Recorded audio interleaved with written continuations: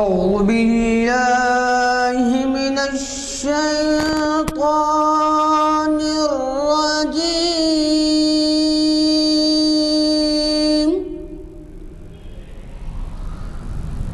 بسم الله الرحمن الرحيم.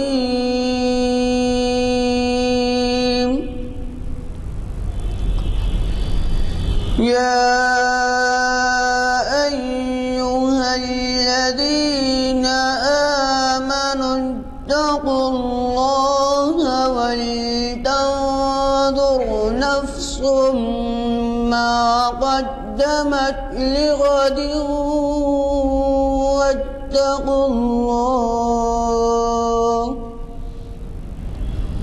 إن الله خبير بما تعملون.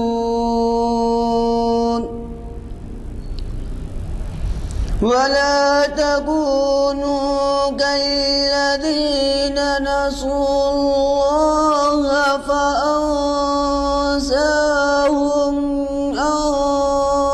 أنفسهم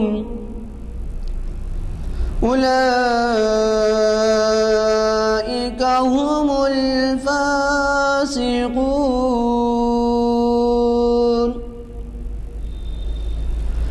لا يستوي أصحاب النار وأصحاب الجنة. أصحاب الجنة هم الفائزون.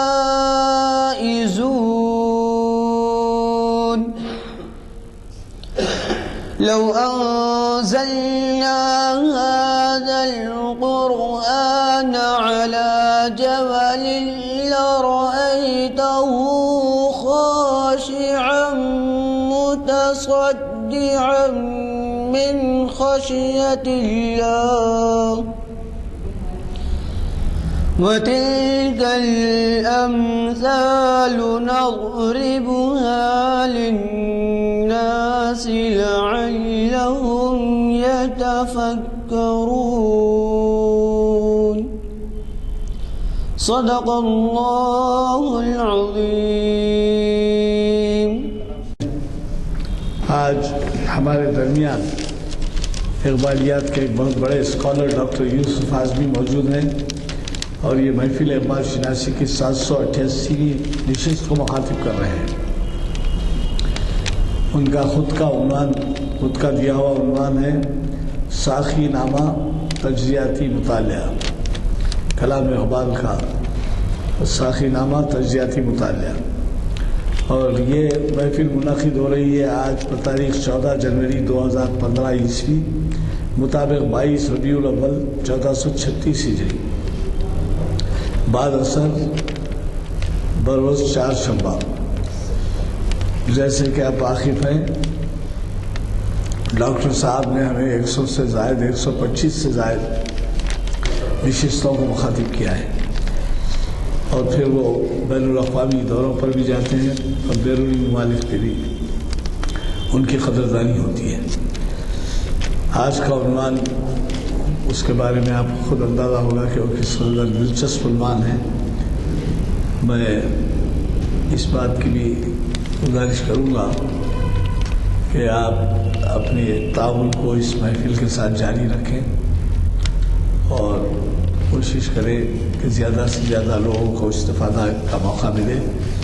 اس کی وجہ یہ ہے کہ شہر کے بڑے بڑے علماء اور اسکالرس یہاں مخاطب کرنے آتے ہیں اور ایسے ہی مخاطب نہیں کرتے بلکہ وہ بڑی تیاری سے آتے ہیں اور ان کے خطابات کو بڑی قدر کی نگاہ سے دیکھا جاتا ہے پریس پہ اور ہفتہ واری پرچوں میں نمایاں مقام دیا جاتا ہے. علامہ اقبال کو شاعر اسلام کہا گیا ہے. اب اس سے اندازہ لگائیے کہ آج کل کے موقع پر جب کہ ہمیں دینی محفلوں میں بیٹھنے کا موقع نہیں ہوتا اور علماء دین کی صحبت میں نہیں بیٹھتے جبکہ یہ کہا گیا ہے کہ علماء کی صحبت میں آپ بیٹھے تو وہ بھی عبادت ہے. تو ایسے موقع سے فائدہ اٹھاتے ہوئے ہمیں کوشش کرنی چاہیے کہ نہ صرف ہم ऐसी महफिलों में शरीक हों, बल्कि अपने साथियों को अपने हल्के में, अपने मस्जिद के मुसल्लियों में इसकी तशरीह करें और ये कहें कि भाई एक अंदाज़ा लगाइए, आप एक बात की तरफ आप तवज्जो करें तो मैं मशगूल हूँगा। एक दिन में 24 घंटे होते हैं और एक महीने में 720 घंटे होते हैं, और यह महफिल होती है हफ्ते में 3 बार, 4 हफ्तों के हुए 12 महफिलों में आपको 1 घंटे से कम वक्त लगता है। और फिर फ़ायदा ये है कि असर की जमात भी मिलती है, मगरिब की जमात भी मिलती है अगर आप चाहें। तो नतीजा ये है कि 720 घंटे में अगर आप सिर्फ 12, क्योंकि हफ्ते में 3 महफिल होती हैं, 4 हफ्तों के 12 घंटे अगर आप यहाँ सर्व करते हैं तो ऐसी महफिल से इस्तिफादे का मौका मिलता है जिसमें आपको तफसील से और अहम उन्मानात से वाकिफ़ करवाया जाता है, क्योंकि ये आजकल हमारे बस की बात नहीं है, मुताले का शौक़ ख़त्म हो गया है। टीवी ऐसा आ गया है कि कोई भी टीवी के सामने बैठ जाना पसंद करता है बजाय किताबें पढ़ने के। तो हमारी जो तसानीफ़ है अहम उन्मानात से, वो जो है शिकवा कर रही है कि पढ़ने वाला कोई नहीं। तो लिहाजा कम अज़ कम ऐसी तो कोशिश कीजिए कि इस महफिल से इस्तिफादा करें, जबकि एक मुक़र्रिर हमारा शायद 10-10, 15-15 किताबों को देख के मवाद जमा करके आके आपके खिदमत में आधे पौने घंटे में वो उसका निचोड़ पेश कर देता है। लिहाजा मैं गुजारिश करूँगा कि इस तरफ तवज्जो फरमाएँ और हमारे साथ आपका ताउन जारी रखें। अल्लाह का फ़ज़ल है, तारीख़ इस्लाम की 647वीं नशिस्त हुई परसों, 674वीं, जबकि हर साल 45 नशिस्तें होती हैं। रमज़ान छोड़ देते हैं और कोई त्यौहार वगैरह आ गया, 45 नशिस्तों का आप हिसाब लगाएं तो 674 नशिस्तों के माने तकरीबन 15 साल। और फिर शरीयत इंफॉर्मेशन की 565वीं नशिस्त, उसका भी आप अंदाज़ा लगाइए, 565वीं नशिस्त के माने 10 साल से ऊंचे हो गए। और फिर इक़बाल शनासी की 788वीं नशिस्त है, और 788वीं नशिस्त के माने 45 से अगर आप तक़सीम करें तो अंदाज़ा होगा शायद 2 दहाई के करीब होगी। तो लिहाजा आज जबकि हमको पढ़ने का, मुताले का मौका नहीं है, इस बात की कोशिश करें और इसका भी ख्याल रखें कि हमारे क़दरदानों ने ये वेबसाइट का फराहम किया है, और ये वेबसाइट के ज़रिए यहाँ के जो कुछ भी कार्रवाई होती है, जो कुछ तकारीर होते हैं, मुखातिबत होती है, कलाम पढ़ा जाता है, इक़बाल का क़िरात होती है, ये सब जो है सारी दुनिया में देखा जा रहा है। और अगर हम यहाँ ना आ सके तो हम अपने घर में बैठ के भी नहीं देखते, उसी वक्त ही दूसरे दिन सुबह में लोड किया जाता है, तो दूसरे दिन सुबह में आप जब चाहे देख सकते हैं। तो इसका भी ख्याल रखिए कि अगर घर में रहे आप और ये देखें तो आपके बीवी, बच्चे, पड़ोस सब इससे इस्तेफादा कर सकते हैं। मेरी गुजारिश है कि इसमें तवज्जो फरमाएँ। मैं हमारे आज के मुखर्रिर साहब से गुजारिश करूँगा कि वो शहनशीन पर तशरीफ़ लाएँ और हमें मुखातिब फरमाएँ।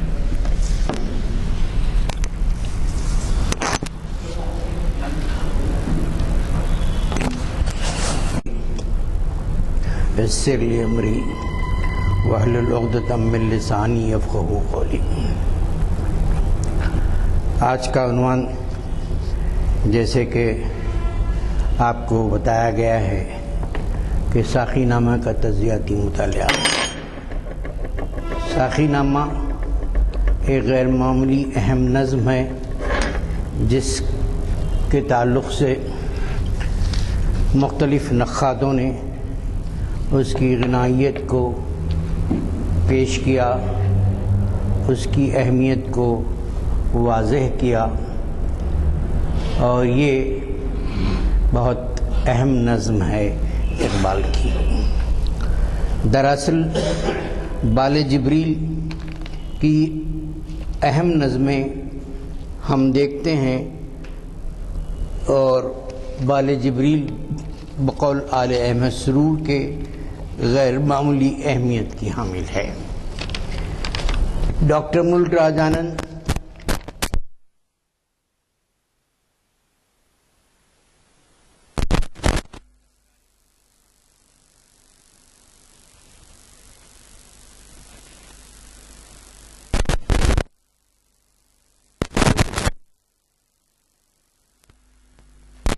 ساقی نامہ دراصل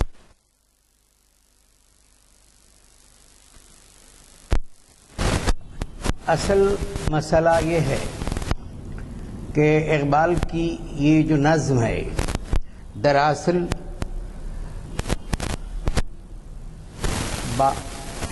1930 کے آس پاس شاید لکھی گئی ہوگی، قطعی کہا نہیں جا سکتا۔ بہرحال اقبال کی فکر کی عبقریت کے دور کی نظم ہے۔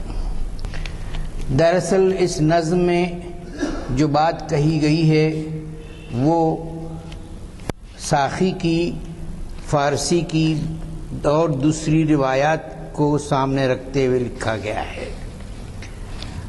پرانی روایات اور فارم اس کا مثنوی کا ہے۔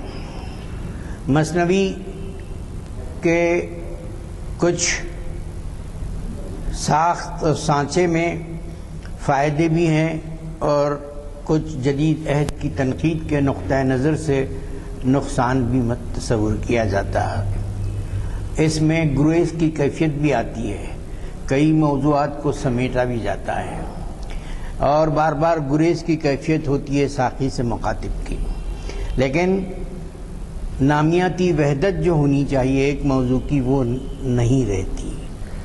بہت سے دوسرے جو لکھے گئے ہیں ساقی نامے، ان میں غزل وغیرہ کو شامل کیا گیا تاکہ جو ہے اپنی جو بہاؤ کو برقرار رکھیں، لیکن اقبال کی اس نظم میں بہت گہرا بہاؤ ہے۔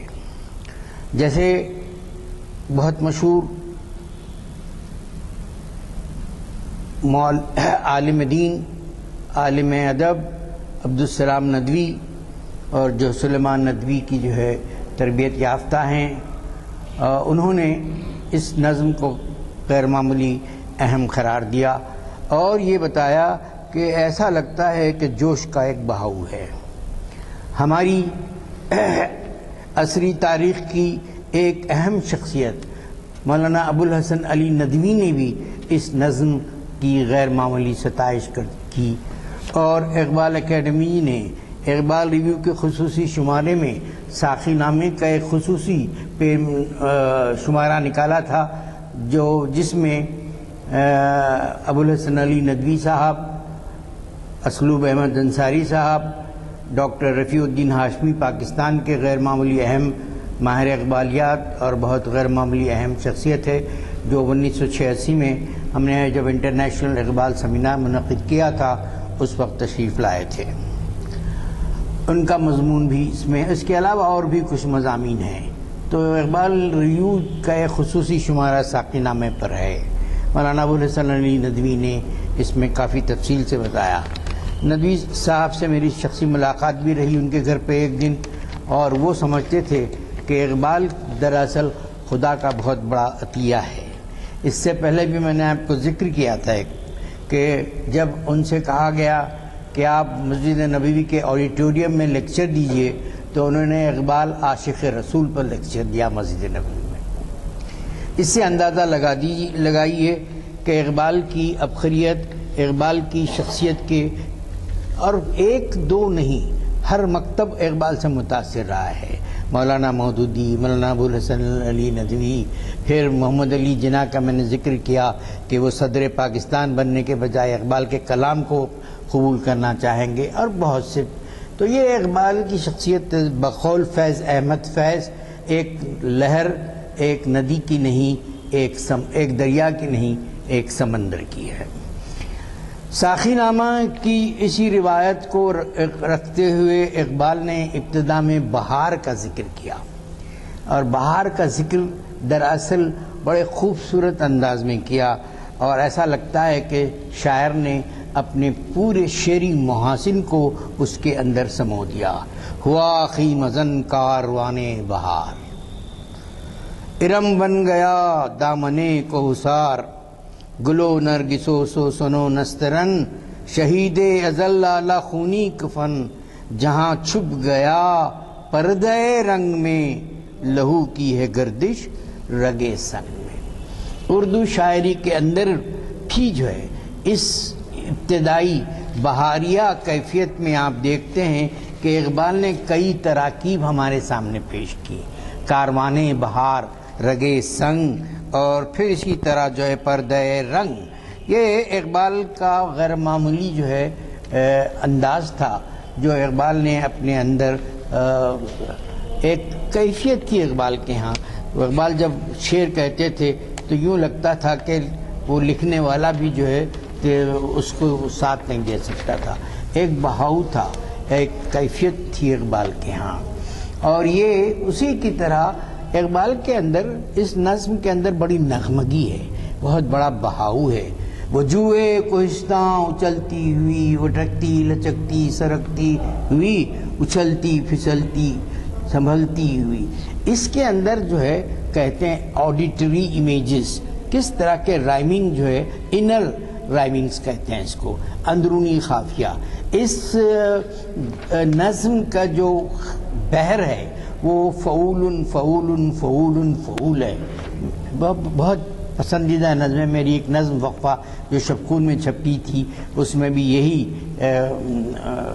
بحر ہے، یہ شہر ایک سمندر ہے بے چہرہ لوگوں کا مد و جزر کا، فعول فعول فعول فعول۔ تو اس طرح سے اس نظم میں اقبال نے بہت ہی کیفیت سے پیش کیا بہار کا منظر، کہ بہار جو ہے پوری دنیا کو جو ہے اپنے رنگوں میں سمیٹ لیتی ہے، ایک ضمیر حیات ہے جس کے اندر جو ہے ایک مستی کائنات ہے، اور یہ ساز ازل سے جو ہے چل رہا ہے اور راز ازل کو جاننے کی آرزو ہے۔ اس طرح سے جو ہے اقبال نے ان پہلے بند میں پھر جو ہے پوری کیفیت پیش کی، اور پھر جیسا میں نے کہا کہ ساقی نامے کی روایت ہے کہ گریز ہوتا ہے، تبدیلی آتی ہے، پھر وہاں سے اٹھا ساقیہ پردہ اس راز سے، لڑا دے ممولے کو شہباز سے۔ تو پہلے بند کے میں ان بہار کی کیفیت ہے، لیکن دوسرے بند کے بعد ایک جو ہے تبدیلی آ جاتی ہے، اور وہ تبدیلی دراصل جو ہے ملت اسلامیہ اپنے وقت کے پس منظر کو پر روشنی ڈالتی ہے۔ جیسا میں نے کہا کہ ڈاکٹر رفیع الدین ہاشمی نے اپنے مضمون میں اس نظم کے بعض بنیادی محرکات کا آؤٹ لائن بھی بہت خوبصورتی سے پیش کیا۔ اس میں بتایا کہ ابتدائیہ بہار کا ہے، پھر اس کے بعد ملت اسلامیہ کا ذکر ہے، پھر جو ہے عصر حاضر کا ذکر ہے، استعماریت کا ذکر ہے، اور پچھلی دفعہ مولانا ہمارے یزدانی صاحب کہہ رہے تھے کہ ذرا خودی کو جو ہے تعلق سے کچھ کہیے۔ خودی کے اس میں کافی جو ہے اشعار ہیں، خودی کے جو ہے ایک ڈسکرپشن ہے، اور خودی کو کی کیفیت ہے، خودی کے خط و خال کو بھی پیش کیا گیا ہے، اس کی تربیت کی بھی بات کی گئی ہے، اور اس کے اندر جو پھر نوجوانوں سے بھی خطاب ہے اس نظم میں، جو اقبال کا بہت بڑا اہم موضوع ہے۔ صرف چند شاعر ہی آپ کو ملیں گے جنہوں نے نوجوانوں سے خطاب کو اپنا جو ہے انداز پیش کیا۔ دوسرے بند میں جو تبدیلی آ جاتی ہے وہ یہ ہے کہ زمانے کے انداز بدلے گئے، نیا راگ ہے ساز بدلے گئے۔ اقبال بدلتی ہوئی تصویر کو اپنے سامنے پیش کرتے ہیں۔ آپ اقبال کے عہد کو سامنے رکھیے۔ اقبال 1938 میں ان کا انتقال ہوا تھا، اور 20ویں صدی کے وہ دہائیوں میں امپیریلزم کس طرح سے جو ہے اپنا سر اٹھائے ہوئے تھے۔ ابھی مسلم مملکتیں آزاد نہیں تھیں، مشرقی دنیا آزاد نہیں تھی، اور لیکن تبدیلی آ رہی تھی، اور تبدیلی کیا آ رہی تھی کہ شہنشاہیت کے خلاف آوازیں اٹھ رہی تھیں، نئی تحریکات اپنے جنم لے رہی تھیں، اور ایسے میں بھی پرانی سیاست اپنا جو ہے اثر کھو رہی تھی کہ پرانی سیاست گری خوار ہے، زمیں میر و سلطان سے بیزار ہے۔ جمہوری قدروں کا بھی فروغ ہوا، اگرچہ کہ جمہوری قدریں آئی ہیں، لیکن جمہوریت سلطانی جمہور بھی اپنی جگہ ہے۔ جمہوریت کے اندر کتنی خباثتیں لپیٹ دی گئی ہیں وہ بھی اپنی جگہ ہے، لیکن پھر بھی ہم ابھی اس موقف میں نہیں آئے ہیں کہ کوئی اور فارم کو بہتر کریں۔ یہ اور بات ہے کہ جمہوریت کے اندر ہی ہم بہتر قسم کی جمہوریت کا تصور دے سکتے ہیں، کر سکتے ہیں عملی طور پر۔ اقبال نے جمہوریت کے انداز پر بھی تنقید کی تھی کہ بندوں کو گنا کرتے ہیں، تولا نہیں کرتے۔ جمہوریت ایک طرز حکومت ہے کہ جس میں بندوں کو گنا کرتے ہیں، تولا نہیں کرتے۔ یہ دراصل ان کی فکر نہیں ہے، انہوں نے شعری جامہ پہنایا ہے۔ اور آج بھی دیکھیے کہ کس طرح سے بہت سے مائنورٹیز مارجنلائز کر دیے جاتے ہیں، اور پھر کس طرح سے ان کا حصہ جو ہونی چاہیے تعداد کے لحاظ سے برائے نام رہ جاتا ہے، ٹوکن پریزنس ان کا جو ہے۔ تو یہ جمہوریت بہرحال شہنشاہیت سے تو بہتر ہے۔ آپ کو حق ہے عدالت کے دروازے کھٹکھٹائیں، آپ کو حق ہے آواز اٹھائیں، آپ کو حق ہے کہ میڈیا میں اپنی بات کو پیش کریں۔ یہ اور بات ہے کہ مارجنلائزیشن مائنورٹیز کا بہت جگہ ہوتا ہے، اور یو این او کی ایک خاص کمیٹی نے اس سلسلے میں اپنا جائزہ لیا تھا۔ تو سیاست کے جو ہے یہ بدلتی ہوئی تدبیریں، گیا دور سرمایہ داری گیا، مداری دکھا کر تماشا گیا۔ مداری کا تماشا دکھانا جو ہے دراصل برطانوی امپیرلزم کے پس منظر میں ہے۔ بعد میں پورا فوکس جو ہے امریکہ کی طرف ہو گیا، اور جنگ عظیم، دوسری جنگ عظیم کے بعد جہاں نقشہ ہی بدل گیا، کہتے تھے کہ ڈاکٹر رفیع الدین ہاشمی اور دوسرے اقبال نے جن مسئلے پر پیش قیاسیاں کی ان کی ایک پوری فہرست بنائی۔ مثلاً یہ کہ انہوں نے یہ استعماریت کے ٹوٹتے ہوئے شکنجوں کی طرف نشاندہی کی، پھر یہ بتایا کہ ہمالیہ کے دامن سے چشمے ابلنے لگے۔ چائنا کا جو ہے ایمرجنس کو بھی انہوں نے، جبکہ ابھی اتنا ایمرجنس نہیں ہوا تھا۔ اسی طرح اقبال نے بتایا کہ یہودی کی یورپ کی رگیں جہاں پنجے یہود میں ہیں، اس وقت یہودی ستائے جا رہے تھے یورپ میں، لیکن انہوں نے لکھا۔ تو ان کی اور بہت سی چیزیں ہیں۔ ایک ایسی نظر تھی جو اقبال کے ہاں جو اپنے عہد سے آگے جا کر دیکھنے کی صلاحیت رکھتی تھی، اور جو ہے میری سراہی میں خطرہ خطرہ ٹپک رہے ہیں، زمانہ نظم میں انہوں نے بہت سی باتیں اس طرف اشارہ کیے۔ تو گراں خواب چینی سنبھلنے لگے کہا، اور پھر آپ دیکھتے ہیں کہ وقت کے ساتھ ساتھ، لیکن اس میں یہ ہے کہ ایسے بدلتے ہوئے پس منظر میں حقیقت خرافات میں کھو گئی، یہ امت روایات میں کھو گئی۔ روایت اچھی چیز ہے، لیکن روایت میں جکڑ جانا خراب ہے۔ اپنے عصر کی روح کو بھی پہچاننا چاہیے۔ اگر آپ پرانی روایتوں میں اس طرح سے جکڑے رہیں گے کہ جو ہے وہ ٹیکنالوجی، ارے یہ ٹیکنالوجی تو جو ہے ایک ظلم ہے، ارے مائک پر نماز پڑھانا بیکار ہے، یہ اس کی آواز بدل جاتی ہے، اور اس طرح کی بہت سی باتیں ہیں کہ جو ہے خود ہمارے ہاں کتنی جو اختلافات وقت ہوتے ہیں رویت ہلال کمیٹی میں اور دوسری۔ تو امت روایات میں کھو جانا، ہم کو تو یہی ہے کہ ہم نے ہر وقت جو ہے 1000 کی تاریخ میں نئے نئے علوم دیے، نئے نئے اجازات دیے، لیکن وہ اسی وقت ممکن ہے جب کہ قرآن کی دی ہوئی بصیرت کو استعمال کیا گیا۔ اور بتایا کہ قرآن نے، جیسے میں نے اس سے پہلے بھی کہا کہ 750 آیات جو ہے، ایک صاحب تھے پاکستان کے ڈاکٹر غلام جیلانی برخ، انہوں نے کاؤنٹ کر کے بتایا تھا، اس زمانے میں کمپیوٹر بھی نہیں تھا، کہ 750 آیات جو ہے آپ کو بتائے گئے ہیں کہ کس طرح سے جو ہے غور کرو، فکر کرو، یہ دنیا ہے کائنات۔ کیونکہ یہ کائنات جو ہے اقبال بھی خودی کے تصور کے ساتھ بتاتے ہیں کہ یہ کائنات جو ہے انسان کے لیے بنائی ہے، تو نہیں جہاں ہے تیرے لیے۔ تو خودی کے اندر وہ یہی بات پر زور دیتے ہیں۔ اور پھر ہماری ملت اسلامیہ کے اندر کی کجرویوں کا بھی ذکر کرتے ہیں کہ تصوف، شریعت، کلام، یہ بھی جو ہے بت بن گئے ہیں۔ ہم جو انقلابی روح ہونی چاہیے، آپ دیکھیے کہ رسول اکرم صلی اللہ علیہ وسلم کے بعد صحابہ کی پوری زندگی کو دیکھیے، پوری انقلابی روح۔ اس کے بعد اسی انقلابی روح کی وجہ سے دیکھتے دیکھتے دنیا کی متمدن سلطنتیں ان کے قدموں پر جھک گئیں۔ یہ جو ہے جنگ سے نہیں، یہ تلوار سے نہیں جھکی، بلکہ اس پیغام سے جھکی جو ان کے اندر تھا، صرف لبوں پر ہی نہیں تھا، ان کی زندگی خود عملی نمونہ تھی۔ اس وجہ سے دیکھتے دیکھتے یہ سب چیزیں آئی ہیں۔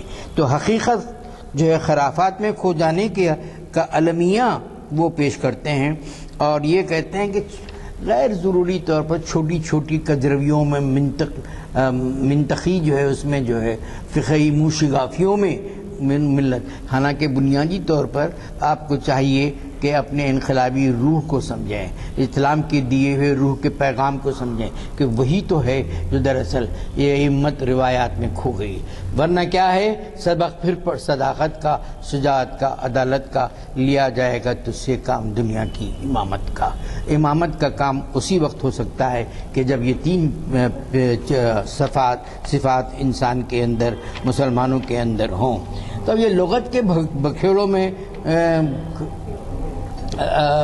عیسائی بھی کھوتے رہے ہیں، کئی ایسی مثالیں ہیں، میں ابھی اس تفصیل سے اس پہ نہیں جانا چاہتا، تو لیکن کہ رسول اکرم صلی اللہ علیہ وسلم کی محبت دراصل بنیاد ہے جو اس سلسلے میں ہمارے لیے سرچشمہ تحریک ہے۔ لیکن مسلمانوں کے لیے کیا اقبال المناک حقیقت پیش کرتے ہیں کہ ابھی بجھی عشق کی آگ اندھیر ہے، مسلمان نہیں راک کا ڈھیر ہے، تو جس کے اندر کوئی چنگاری نہیں ہے، صرف راکھ ہے۔ یہ چنگاری کبھی تھی، اب راکھ بن گئی ہے۔ ظاہر ہے کہ یہ راکھ بننے سے پھر کوئی جو ہے روشنی تو نہیں مل سکتی، اسی لیے پھر گریز آتا ہے اس نظم میں، شراب کہن پھر پلا ساخیا، وہی جام گردش میں لا ساخیا، اور خرد کو غلامی سے آزاد کر، جوانوں کو پیروں کا استاد کر۔ اقبال تو یہ کہتے ہیں کہ جوانوں کو کے اندر وہ خصوصیات ہوتی ہیں جو نئے عہد کو اپنے ہاتھ میں اسیمیلیٹ کر سکتے ہیں، نئے عہد کے ترجمان ہو سکتے ہیں، نئے ان کے اندر توانائی ہوتی ہے، ان کے اندر وسعت نظر ہوتی ہے، ان کے اندر وہ صلابت ہوتی ہے جو وقت کے بدلتے ہوئے چیزوں سے اپنے آپ کو جو ہے وہ ڈوگمیٹزم نہیں ہوتا جوانوں میں، اس لیے جوان ان کے لیے ہر جگہ آئیڈیل ہیں۔ تو وہ کہتے ہیں کہ جوانوں کو جو ہے پیروں کا جو ہے، جب بعض معاملات میں لیڈرشپ جوانوں کے ہاتھ میں آئی، آج انٹرنیٹ کے کون ہیں لیڈرز؟ جوان ہیں۔ انٹرنیٹ کی لیڈرشپ ایک نئے انداز سے، ٹیکنالوجی کی بات میں آپ کو پیش کر رہا ہوں۔ یہ اور بات ہے کہ جو ہے پیروں کا جو ہے بزرگوں کے اندر تجربہ ہوتا ہے، بزرگوں کے اندر جو ہے بہت سی چیز، لیکن بزرگوں کے اندر جو ہے بعض چیزیں اتنی جو ہے منجمد انداز میں رہتی ہیں کہ وہ بدلتے ہوئے انقلابی اسپرٹ سے اپنے آپ کو ہم آہنگ نہیں کر سکتے۔ اسی لیے پھر اقبال اس نظم کے بہاؤ کو، میں بعض اشعار پڑھ رہا ہوں تو آپ غور کیجئے کہ نظم کے اندر کتنی غنائیت ہے، کتنی موسیقیت ہے، کتنا بہاؤ ہے۔ دل مرتضیٰ سوز صدیق دے، دل مرتضیٰ سوز صدیق دے۔ ظاہر ہے کہ آپ لوگ جانتے ہیں کہ سوز صدیق اور دل مرتضیٰ کی کیا کیفیت ہے، اور زندہ داروں کی بات اقبال کرتے ہیں اور یہ کہتے ہیں کہ یہ جو ہے امت کے لیے۔ تو اقبال ایک بہت بڑے فلسفی تھے، اس لیے انہوں نے اپنے عہد کی بہت سی چیزوں کو ہمارے سامنے پیش کیا، اپنے عہد کی کجرویوں کو پیش کیا، ایک دردمند انسان کی طرح انہوں نے بہت سے پہلو کو ہمارے سامنے پیش کیا۔ اور پھر جیسا میں نے کہا کہ جوانوں کو جو ہے وہ خاص طور سے مخاطب کرتے ہوئے کہتے ہیں، جوانوں کو سوزے جگر بخش دے، میرا عشق میری نظر بخش دے۔ تو اقبال کی دردمندی یہی تھی کہ جیسے جاوید نامے کا اینڈ پر بھی کے اختتام پر بھی یہ بات بتائی گئی کہ نئی نسل کو مخاطب کیا جاوید کے اپنے فرزند کے حوالے سے کہ نئی نسل کو کیا کرنی چاہیے۔ پچھلی دفعہ میرا لیکچر جاوید نامہ ایک ادبی شاہکار پہ تھا، اس میں میں نے بتایا تھا کہ کس طرح کہ نگاہوں میں کائنات چھپ جاتی ہے، انسان جو جوان ہوتے ہیں ان کے اندر سے رزمگاہ حیات ایک میں آتا ہے، اور رزمگاہ امیدیں، جستجوئیں، خلوت، انجمن، اور یہ سب جو ہے کیفیتیں ہیں جس کا ذکر اقبال اس بند میں کرتے ہیں۔ اور پھر زندگی کی، جیسا میں نے کہا کہ اس نظم میں مختلف موضوعات ایک موزیک کی طرح ہوتے ہیں۔ موزیک اس کو بولتے ہیں پینٹنگ میں کہ مختلف چیزیں ایک جگہ، یا مونتاج کہتے ہیں جو فرانسیسی، کئی چیزوں کے ایک جو ہے کمپوزٹ بنا دیتے ہیں، تو اس کے اندر آپ کو کئی پہلو اس نظم میں نظر آئیں گے۔ ابھی تو ہم 3-4 پہلو میں نے آپ کو بتایا. پھر زندگی کی بات آئی ہے کہ زندگی رواں دواں رہنے کا نام ہے. اقبال نے اسلامی فکر کی تشکیل جدید میں reconstruction of religious thought and Islam کی شروعات یہی کی کہ قرآن از دا بک آف ڈیڈ. عمل کی بات اقبال، عمل سے زندگی بنتی ہے، جنت بھی جہنم بھی. یہ خاکی اپنی فطرت میں نہ نوری ہے نہ ناری ہے. اور اقبال کے پہ فکر کے دینے کی وجہ وہ کیفیت بھی ہے اپنے عہد کی، اور اس کے علاوہ ان امت مسلمہ کی جو ہے تساہلی بھی ہے اور بہت سے فیکٹرز ہیں. اس کی وجہ اقبال کے ہاں اس پہ زیادہ زور. اقبال کے اس فکر کی وجہ سے لوگوں نے ان پہ شدید اعتراضات بھی کیے. کچھ کمیونسٹ لوگوں نے بھی کہ ان کو فسطائی ہونے کا بھی الزام لگایا. جیسے آج بہت سی فیسسٹ قوتیں ابھر رہی ہیں، قوت کے پجاری ابھر رہے ہیں. قوت کے پجاری کس ماخذ سے اپنے آپ کو جوڑ رہے ہیں آپ بہتر جانتے ہیں. تو اقبال نے اس کی تردید کی، اس لیے کہ اقبال پہ یہ الزام تھا کہ وہ نیٹشے جو سپر مین کا تصور دیا تھا، جس میں کہتے ہیں کہ اس کے اثرات میں نازیزم بھی پلی، بہت سی چیزیں آئیں، نازیت بھی درائی. آپ جانتے ہیں کہ اقبال مسولینی سے بھی ملے تھے، اگرچہ کہ مجھے وہ مسولینی کی تاریخ پسند بھی نہیں آتی ان کے اقبال کی. اور بہت سی چیزیں ہر انسان کہیں نہ کہیں جھول کھاتا ہے کہ اس کے اندر ڈیول تھا اور ایک سینٹ تھا، کچھ بھی نہیں تھا، وہ پکا ڈیول تھا. بہرحال وقت کے بعد میں پتہ چلا کہ اس کی لاش کو سڑکوں پر پھینک دیا گیا تھا. تو انسان کی فرد کی آزادی پر اقبال زور بھی دیتے ہیں. اور جیسے دراصل جو ہے افراد ملت جو ہے ہی سے بنتی ہے. انہوں نے کہا افراد کے ہاتھوں میں ہے اقوام کی تقدیر، ہر فرد ہے ملت کے مقدر کا ستارہ. تو اقبال جب یہ کہتے ہیں کہ کمیونسٹ آئیڈیالوجی کی طرح، اشتراکیت کی طرح، یہ نہیں کہتے کہ سب ایک انماس پروڈکشن ہے، انسان بھی پروڈکشن ہے اور اکنامک سمجھیے انوائرمنٹ کا ایک حصہ ہیں، یا ہیگل کی بہت سی جو ہے یا مارکس کی وہ تحریروں جس میں ظاہر ہے کہ آج کل ہم کمیونزم کا وہ جو لہر تھی ختم ہوئی، کیونکہ کمیونزم کے ساتھ جو دہریت بھی آ گئی تھی جس کی وجہ سے، لیکن دنیا بدلی اور پھر آئرن کرٹن ٹوٹا اور بہت سی چیزیں. لیکن انسان کے ساتھ جو مساوات تھا اور جو انسان کی عظمت سے جو کھلواڑ تھا وہ کم بھی ہوا کمیونزم سے. اسلام نے تو بہت پہلے ہی بتایا تھا کہ میں پسینہ سوکھنے سے پہلے میں آپ کو وہ دے دو. اور پھر دراصل آپ کے لیے جو پورا اکنامک سسٹم ہے، غریبوں کا حق دیا گیا ہے، ناٹ جسٹ چیریٹی. اسلام کا ایک ریولوشنری کانسیپٹ رہا ہے. تو اقبال جب یہ بہت درد مندی تھی ان کے اندر، اس درد مندی میں ان کی خلوت نشینی بھی تھی، انجمن آرائی بھی تھی، اور وہ یہ دیکھنا چاہتے تھے کہ وہ ملت جو 1000 سال تک جو ہے دنیا کو قیادت دیتی رہی، کس طرح سے آج عالم بت خانہ شہجہات میں 6 سمتوں میں بٹی ہوئی اس دنیا میں ایک بت خانہ کو اپنے آپ کو. اور پھر ہندوستانی پس منظر میں کہتے ہیں کہ توحید تو ہے لبوں پر، لیکن زنار جو برہمنس لگاتے ہیں. تو مطلب یہ کہ the impact of other religions بھی ہے، لیکن امپیکٹ ہو سکتا ہے. رد و قبول تو انسانی تاریخ کا حصہ ہے. ہم یونان میں بھی، ہم نے بھی یونانیوں کو متاثر کیا، یونانیوں کو بہت سی چیزیں لی، لیکن اسلام کے جو نیوکلیس ہے، جو کور ہے، اس سے روگردانی نہیں کی. تو رد و قبول تو تہذیبوں کے ایک دوسرے کے ملاپ کے ہو سکتا ہے. کلچرلی جو ہے، جیسے حیدرآباد کے کلچر کا مطلب صرف حیدرآباد کا مسلم کلچر نہیں ہے، حیدرآباد کے کلچر کا مطلب یہ جو ہے کمپوزٹ کلچر تھا.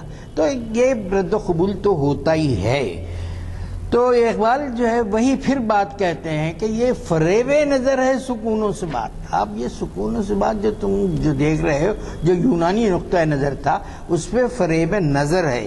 اس پہ مت جاؤ، کیونکہ ہر ذرہ جو ہے اپنی جگہ تڑپتا ہے. ہر ذرہ کائنات، ہر کائنات کا ہر ذرہ اپنی آپ کو آشکار کرنے کے لیے تڑپتا ہے، اور یہی بات ہے جو پھر وہ فاران کا ذکر کرتے ہیں، مصر کے طور کا ذکر کرتے ہیں، اور ان چیزوں کا ذکر کرتے ہیں جہاں جلوہ اسرار جہاں کھلتے رہیں راز زندگی۔ تو اقبال یہ کہتے ہیں کہ خالی زندگی کو راز سمجھتے ہو تم، راز مت سمجھو، دراصل ذوق پرواز ہے زندگی۔ آدمی کسی منزل پر ٹھہرنا نہیں چاہتا، وہ مسافر ہے جو ہر منزل کے بعد نئی منزل کی تلاش میں جاتا ہے۔ یہی تو جو ہے انسان کو دی گئی ہے صلاحیت، اور یہ صلاحیت ظاہر ہے کہ اقبال کے اس شعر کو پھر آپ دیکھیے کہ یہ کائنات ابھی ناتمام ہے شاید کہ آ رہی ہے دمادم صدائے کن فیکون۔ تو انسان کو حق دیا گیا ہے، خلیفۃ فی الارض جو ہے بنایا گیا ہے۔ تو ظاہر ہے کہ خلیفۃ فی الارض کی وجہ سے اب حضرت آدم جب آئے تھے جنگل تھا، کیا کیا تھا آپ سمجھ سکتے ہیں، لیکن وقت کے دھاروں کے ساتھ ہزاروں کتنے ہزار سال ہم تک ڈٹرمن بھی نہیں کر سکتے کہ انسانی جو ہے تشکیل نے کام کیا، اگرچہ کہ جو پہلو فرشتوں نے بھی اٹھایا تھا کہ یہ زمین پر فساد مچائے گا، ان کا سوال بھی اپنی جگہ تھا۔ کیا فساد کہاں مچ رہا ہے آپ جانتے ہیں، کتنے جسم جھلس رہے ہیں آپ جانتے ہیں، کیسے خون کی ندیاں بہتی رہی ہیں آپ جانتے ہیں۔ میں ان پہ تفصیل سے جاننے کی ضرورت نہیں دیتا ہوں، لیکن خدا نے جو بات کہی تھی کہ میں جو جانتا ہوں تم نہیں جانتے، انسان نے کنٹریبیوٹ بھی کیا۔ بہت بڑے بڑے مصلحین آئے، بڑے بڑے ریفارمرز آئے، انسان کی بنی نوع انسان کے لیے کام کیا، بنی نوع انسان کی وحدت کے لیے کام کیا، اخوت کے لیے کام کیا۔ یہ بات اپنی جگہ جو ہے اہمیت کی حامل ہے۔ تو اس لحاظ سے ہم یہ دیکھتے ہیں کہ اس نظم میں جو بہاؤ ہے غیر معمولی ہے، اور یہ نظم کا کمال ہے، یہ نظم کا کمال ہے۔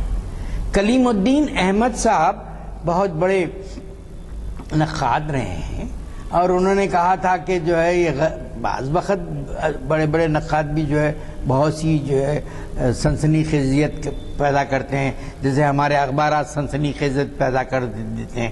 خیر اب تو سنسنی خیزیت کے مرحلے سے آگے نکل کر جو ہے غلامی کی زنجیروں میں بہت سے اخبارات الیکٹرانک میڈیا جھگڑے ہوئے ہیں۔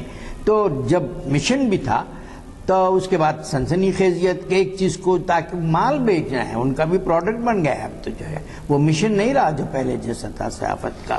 تو خرد کو غلامی سے آزاد کر، اقبال کہتے ہیں خرد کو غلامی سے آزاد کر، اور ایک جگہ اقبال کہتے ہیں غلامی سے بدتر ہے بے یقینی۔ بے یقینی کی جو کیفیت ہوتی ہے اس میں آدمی گمان سے کے گزرتے ہوئے کوئی جو ہے صحیح فیصلہ کرنے کے موقف میں نہیں رہتا۔ تو یہ بے یقینی جو ہے اقبال بہت بڑا، تو اقبال کے ہاں ایک مسئلہ اگرچہ کہ کبھی کبھی تھوڑا سا زیادہ جو ہے فوکس ہو جاتا ہے، عشق اور عقل کے درمیان ایک تناؤ کی ہن کے اندر کیفیت ہوتی، ان کا پورا پلڑا جھکاؤ جو عشق کی طرف جاتا ہے۔ عشق تمام جو ہے وہ کائنات کا جو ہے مغز ہے کہتے ہیں، اور بہرحال وہ مسئلہ جو ہے آپ کوئی نقطہ نظر اختیار کر سکتے ہیں، اقبال سے اختلاف بھی کر سکتے ہیں، اقبال کی بات پر اتفاق بھی کر سکتے ہیں۔ تو اس طرح سے زمانے کو وہ یہ کہتے ہیں کہ زنجیر ایام ہے، اور اس زنجیر ایام میں جکڑے ہوئے نہیں رہنا چاہیے، اور دنیا میں زندگی اور موت ایک وہ حقیقت ہے جیسے پھل بنتا بھی ہے، پھول بنتا بھی ہے، شاخ پھوٹتی بھی ہے، ٹوٹتی بھی ہے، پھل گرتے بھی ہیں۔ یہ مثال بہت غیر معمولی انداز میں شاعر نے دی ہے۔ اور اس کے بعد ان کا جو مرکزی موضوع ہے، جو اکثر ان کی فکر کا، ان کی شاعری کا، ان کے نثری تحریروں کا ہے، وہ خودی کی بات کرتے ہیں۔ اویئرنیس، خودی کا جو لفظ ہے وہ جو ہے سیلف کے، ابھی ایک پاکستان کے ایک صاحب رفیع الدین صاحب، انہوں نے یہ کا ایک مونوگراف ایک ہے جو اقبال انسٹیٹیوٹ نے چھاپا ہے۔ اقبال انسٹیٹیوٹ بہت غیر معمولی سری نگر میں یونیورسٹی کے ذریعے کام کر رہے ہیں، اور بے شمار ریسرچ اسکالرس وہاں انہوں نے پیدا کیے ہیں۔ ابھی مجھے خط آیا کہ وہاں اقبال اکیڈمی کی پر پی ایچ ڈی کرنے کے لیے کینڈیڈیٹ کو کیا. میں نے ابھی جواب دیا کہ جو اقبال اکیڈمی کے سلسلے میں کچھ رہنمائی کر رہے ہیں وہ لکھا گیا.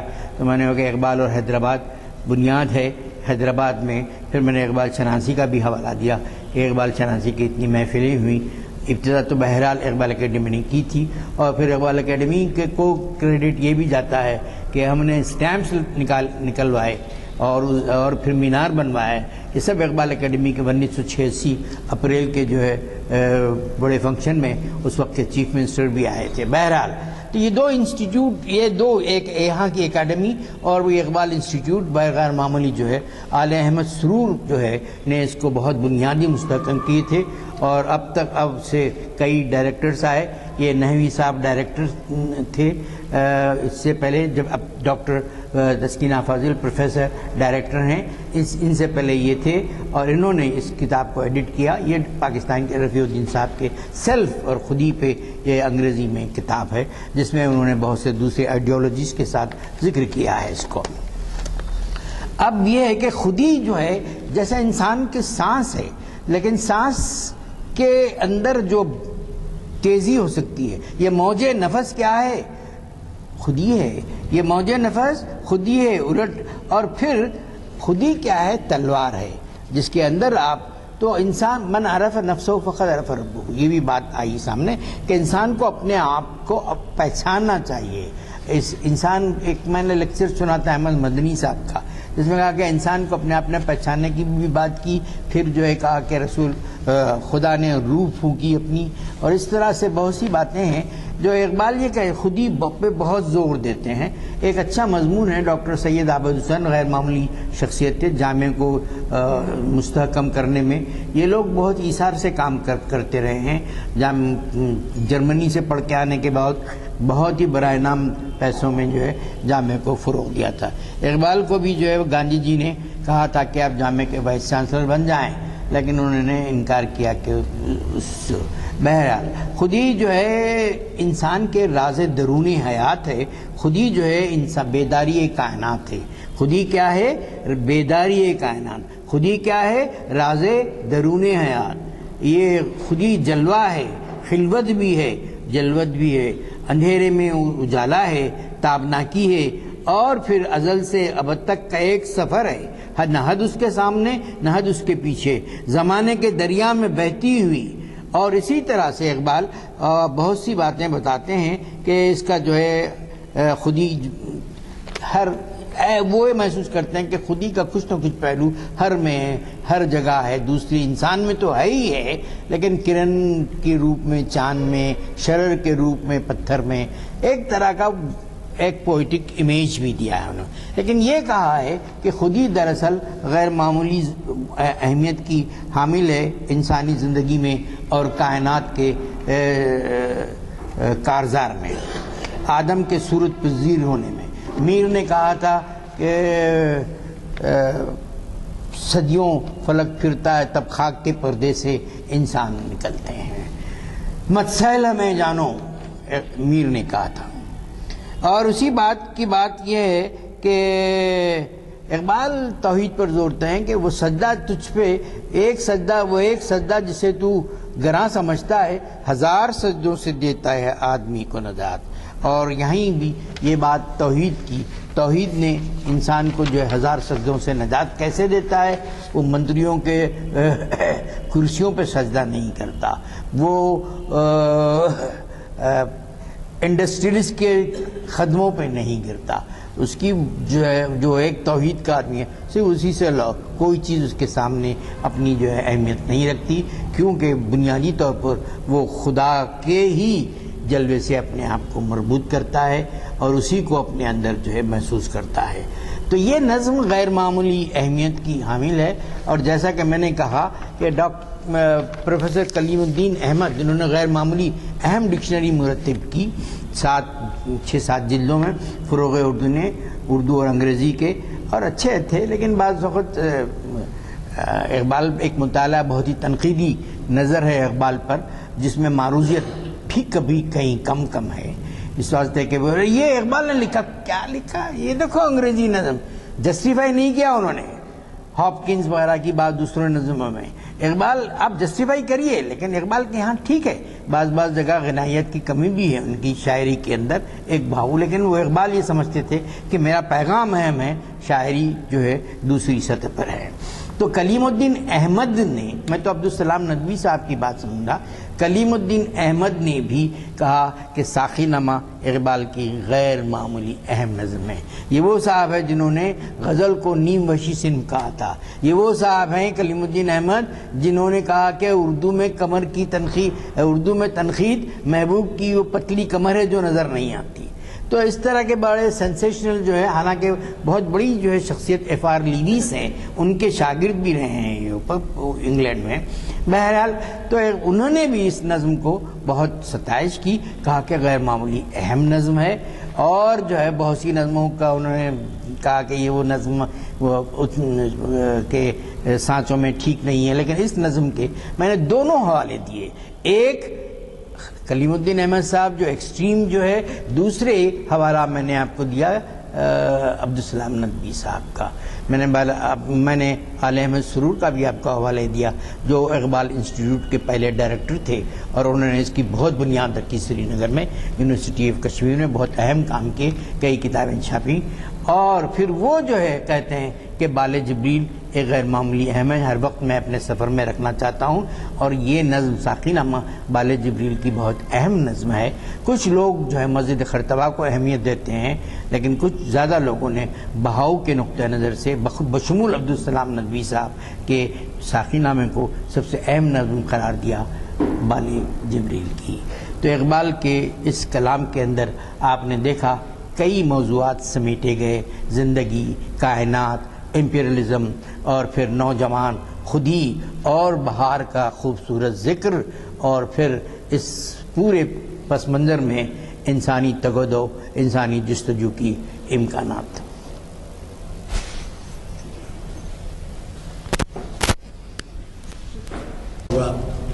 کہ انہوں نے کتنے پہلو ساقی نامے کے ہمیں بتلائے. اللہ کا شکر ہے کہ ہمیں آج بھی ایسی شخصیتوں سے استفادے کا موقع ملتا ہے جو کلام اقبال کے بارے میں گہرے مطالعے کے بعد ہمیں مخاطب کرتے ہیں.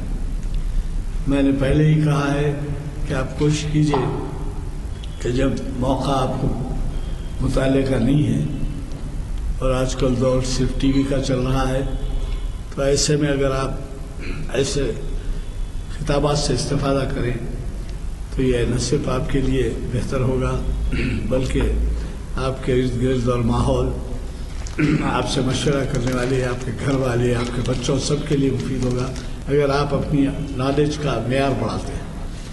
یہ ذہن میں رکھیے کہ ہمارے آباء و اجداد اپنی اولاد پر جو تربیت کے لیے خصوصیات کے حامل ہوتے تھے، تو اس کی وجہ یہ بھی تھی کہ وہ خود چاہے وہ کسی معیار کے ہوں، معمولی ملازمت میں ہوں، معمولی کاروبار میں ہوں یا کچھ ہوں، لیکن وہ اپنا